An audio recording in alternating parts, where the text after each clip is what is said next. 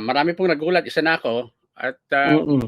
mabilis ang pagka-approve ng ating regionalization at ini-expect namin or natin na hindi ganyan ka-smooth ang, pagka-approve sa plenary ng, regionalization.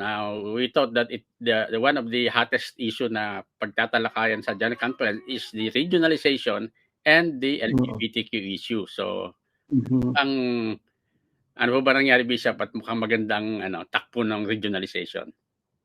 Ah, Actually po, i-welcome po natin si Sister Eleanor.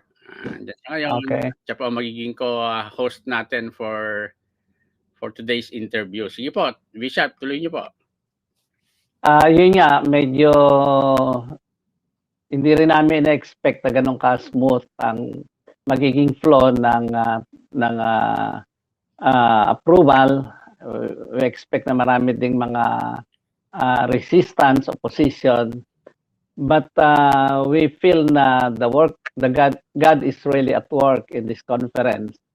Sa calendar kasi, pag tinignan mo yung mandate ng Standing Committee on the General Conference, on Central Conference Matters, top on the priorities ang report ng Standing Committee on Central Conferences.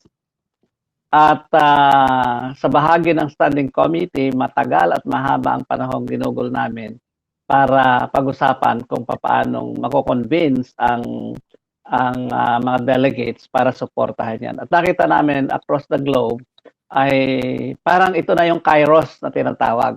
Talagang right time para magkaroon tayo ng restructuring in the United Methodist Church. And that happened. Ganong kabilis talaga on the first day. Okay, Halos.